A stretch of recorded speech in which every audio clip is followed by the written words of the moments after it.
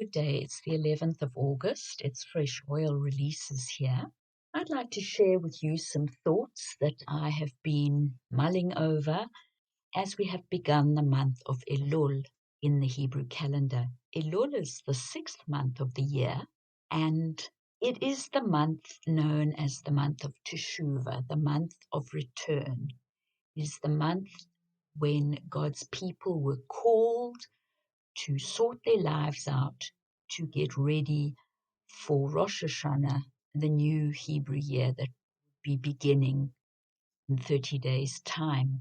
Elul, the Hebrew word Elul, is also an acronym for my beloved is mine and I am his. It's, I don't know how to say it in Hebrew, but many of you do, I'm sure. And it was a month in ancient times when the king would come and set up his tent in the field in amongst his people, and he would be available to them to approach him for the whole month of Elul with their requests, and they would have a face-to-face encounter with the king, who normally was closeted within his palace and only seen by his officials. So the month of Elul has a lot of themes to it. Now, the theme of the king being in the field, of course, God is our king.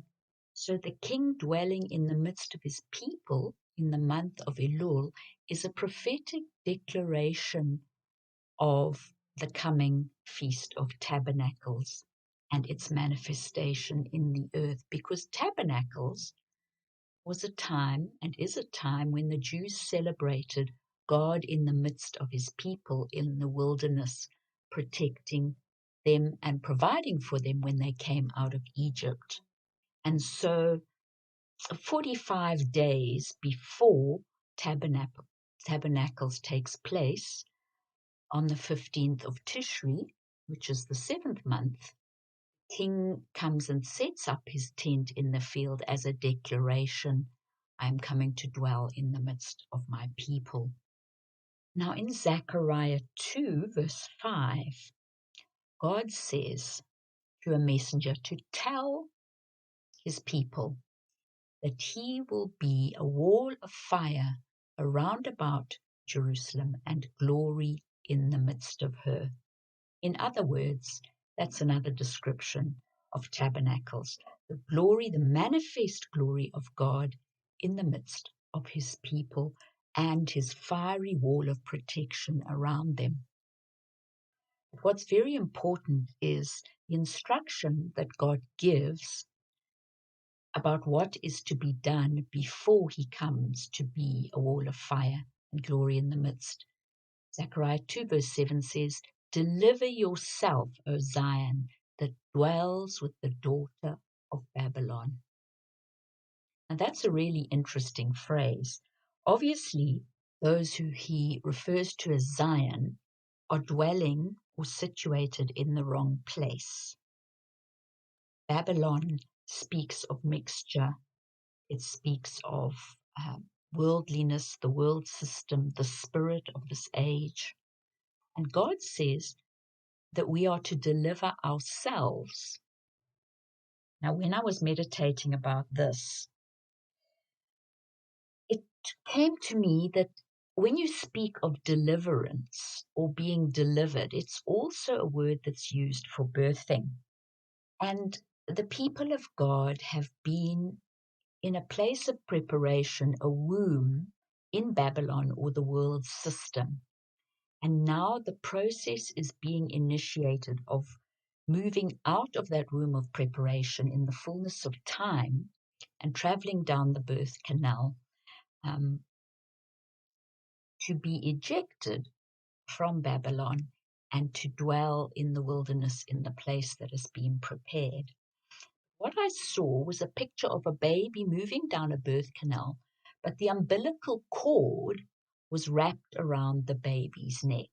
Now, anyone who is a midwife or who has witnessed a birth knows that this is a very dangerous situation, because as the baby is pushed further and further down the birth canal by the birth pangs, the cord becomes tighter and tighter around the baby's necks, threatening to strangle it so that it would be born dead.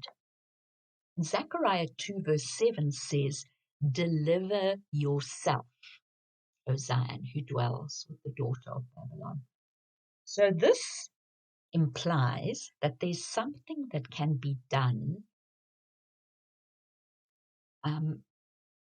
to take the umbilical cord off from round our necks and slip it over the head and be free, even though that umbilical cord continues to supply the baby with food and with oxygen until it fully emerges from the birth canal and takes its first breath and fills its lungs with air, and the umbilical cord is cut. But the actual umbilical cord has to be disentangled from the neck of the company that is moving out of the place of preparation, out of Babylon, to a place of dwelling in the wilderness provided for only by God. This is a confined space, birth canal, and I'm sure you can all identify with the birth pangs that are pushing us out of the womb of preparation in Babylon into independence from Babylon. And so this word, deliver yourself,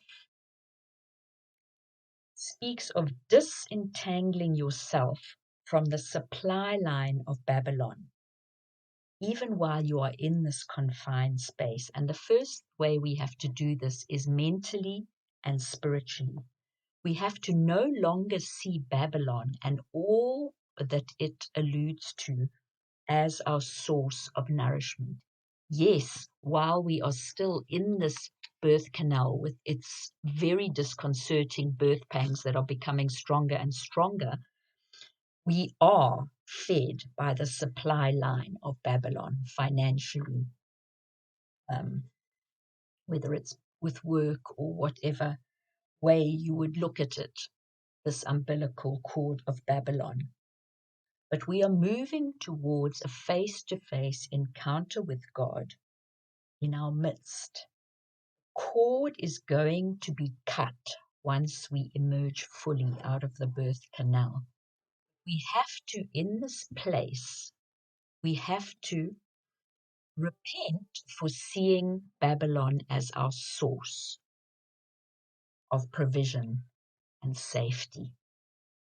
That is how we disentangle ourselves mentally and spiritually from the umbilical cord of Babylon, because if we continue to see Babylon as our only source of supply and safety and covering, that umbilical cord will strangle us, even as the birth pangs are pushing us out.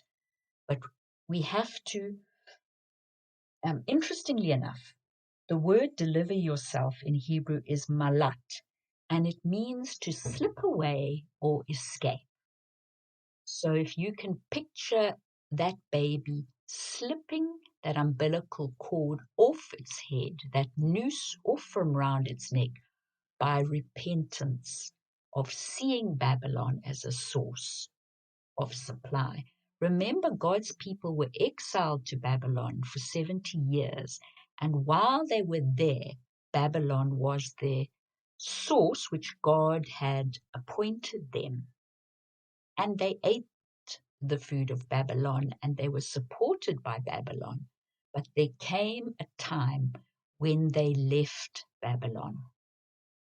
And in a sense, they journeyed along that birth canal and emerged back to rebuild the temple of God in the place that they had been exiled from. So Zechariah 2 verse 10 says, "Sing and rejoice, O daughter of Zion, for I come to dwell in the midst of you." First God says, deliver yourself. And then he says, sing and rejoice, for I will come and will dwell in the midst of you. What God is saying, tabernacles, the experience, the spiritual fulfillment of tabernacles is ahead. So sing and rejoice in anticipation of that as you travel down the birth canal.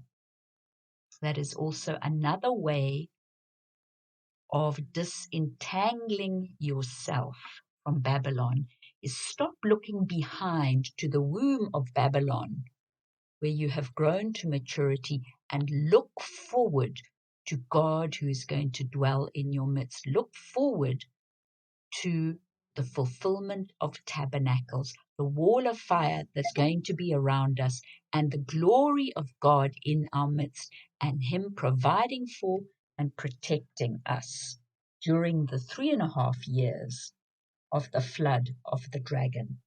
Please excuse the noise in the background. I've got a neighbor in our suburb cutting down trees, and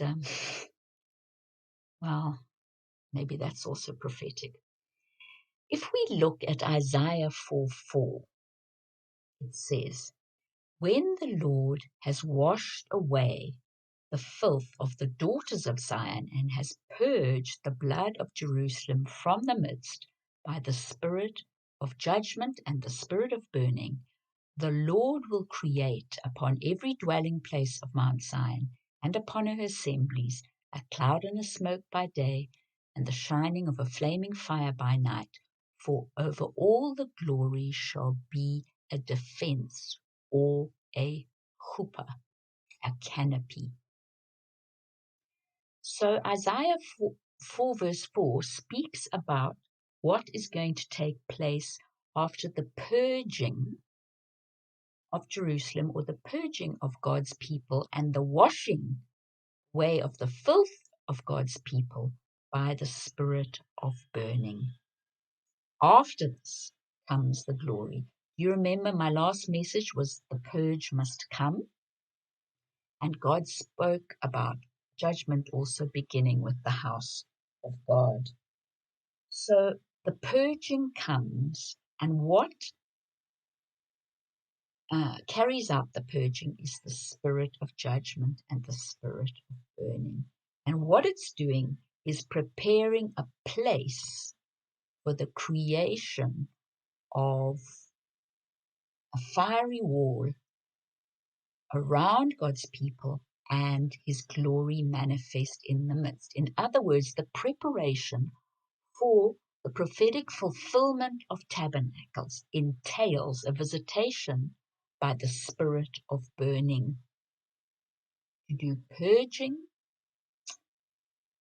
and to wash away filth. This morning I had an urge to burn some frankincense resin. And anyone who has burnt resin knows, frankincense in particular, frankincense is a whitish colored resin.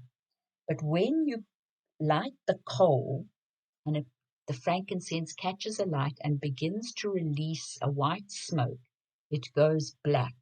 But this amazingly fragrant white smoke arises into the atmosphere and fills the whole room in which it is being burnt. And the word resin in Hebrew means to fumigate or turn into fragrance by fire. I didn't realize when I was doing my frankincense this morning that I was doing something prophetic which depicted the visitation of the spirit of burning upon God's people. Because when the frankincense has released all its fragrance by fire, what remains is white ash. And the word for frankincense is labona, and it comes from a root, liba, which is the feminine word for heart. The masculine word for heart is leb, but the feminine word is liba, and that is where we get the word for frankincense, libona. The feminine heart is depicted by frankincense. In other words, frankincense depicts the heart of the bride, and the burning of the frankincense resin, which releases this white smoke, depicts a visitation of the spirit of burning upon the heart of the bride. And that is what is appointed for us in this month of Elul, a cleansing and a preparation for tabernacles and the glory of God in the midst of us. Now let's look again at Isaiah 4 verse 5. It says, after the spirit of burning, the Lord will create. Not us. His hands will do it. He will set it up. He will arrange it. He will bring about the manifestation of glory in the midst of his people. And the cloud and the smoke, just like the cloud and the smoke arise from the frankincense resin. Pure white smoke. And it says in Isaiah 4 verse 5, every dwelling place of Mount Zion and upon her assemblies. So where are you living, remnant of God? Are you dwelling with the daughter of Babylon, or are you dwelling on the heavenly Mount Zion? Because it's only those who are dwelling on the heavenly Mount Zion who get the manifestation of the glory in the midst of them and the wall of fire around them. The word for assemblies actually means called out ones. So here again, it's those who are called out of Babylon, who are dwelling on Mount Zion, who experience the glory of God in the midst of them. A chuppah, or a canopy of protection over them, and a wall of fire around about them. Those who have been called out of Babylon and have responded. Those who have been called out of Babylon and the umbilical cord of her supply system. These ones who move out of the womb of Babylonian preparation and set up permanent residence upon the heavenly Mount Zion will be experiencing the glory of God. Now, obviously, it is not the earthly Mount Zion. We have to separate ourselves emotionally from the earthly Mount Zion, because there is going to be a terrible shaking in the land of Israel. Paul said in Hebrews 12, he clarifies this very, very specifically in Hebrews 12. I just want to read this to you because it's really important for those who love Israel, who've loved looking into the prophetic fulfillment of the feasts and all the richness of the types and the shadows of the Old Testament, sometimes get a little bit out of balance in their attachment to the earthly nation of Israel.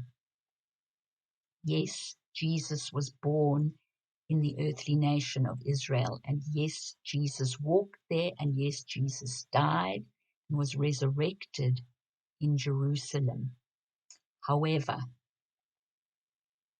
Paul says in Hebrews 12 verse 18, you are not come to a mountain that can be touched and that burned with fire, nor unto blackness and darkness and tempest and the sound of trumpet and the voice of words.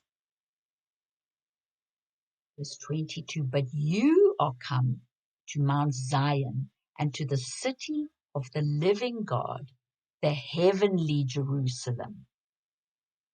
Hear that, remnant of God. You haven't come to the earthly Jerusalem. You've come to the heavenly Jerusalem. This journey that you are on in the month of Elul is to cause you to come to a place of residing totally and permanently on the heavenly Mount Zion, so that you can be one of the dwelling places that receives the outpouring of the glory of God. You are not a citizen of the earthly Jerusalem. You are a citizen of the heavenly Jerusalem, The city of the living God descends out of heaven in Revelation. And Paul also adds, you've come to an innumerable company of angels, to the general assembly and the church of the firstborn that are written in heaven, and to God, the judge of all, and to the spirits of holy men made perfect, or the spirits of holy men consecrated. The word, therefore, made perfect is teleo, and it comes from a root word meaning to complete, of full age and mature manhood. Remember, in Ephesians it speaks about the fivefold ministry is given to the church until we all grow up to the measure of the stature of the fullness of Christ. When we reach that teleo place, when we reach the place in our spiritual journey where we are part of the church of the firstborn, and our names are written in heaven, and we are residing on heavenly Mount Zion. Our citizenship is in heaven, not on earth. This is part of the separation that is coming as we travel down this birth canal out of Babylon. We are separating from the earthly, and we are positioning ourselves fully in the heavenly. Let's just look further down in Hebrews 12. It says, see that you don't refuse him who speaks, because they did not escape who refused him who spoke on earth. How much more will we not escape if we turn away from him who speaks from heaven, whose voice then shook the earth, but now he has promised, once more I will shake not the earth only, but also the heavens. And this word once more signifies the removing of those things that can be shaken, in order that what cannot be shaken may remain. Let us therefore, receiving a kingdom that is firm and stable and cannot be shaken, offer to God pleasing service and acceptable worship with godly fear. For our God is a consuming fire. The journey of Elul is the journey away from dependence on the earthly into complete dependence upon the heavenly, both for provision and for protection.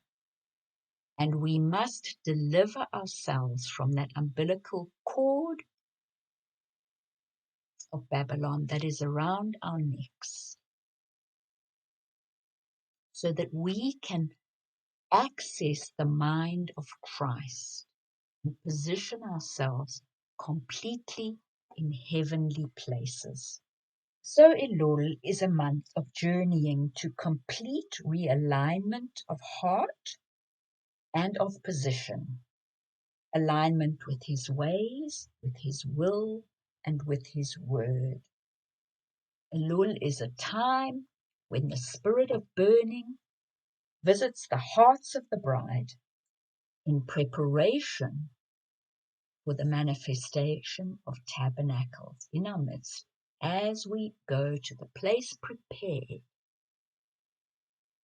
that we may be fed and kept safe by the glory of God in our midst and the wall of fire around about us.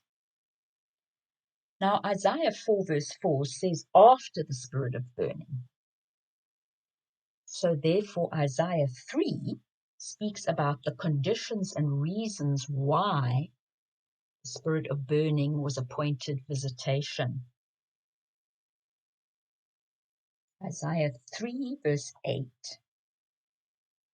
goes on to speak about the fact that the words and the ways of the people of God need dealing with. Verse 10 says, say to the righteous, it will be well with him, for he will eat the fruit of his doings. But woe to the wicked, it will be ill with them. In other words, they will reap what they have sown.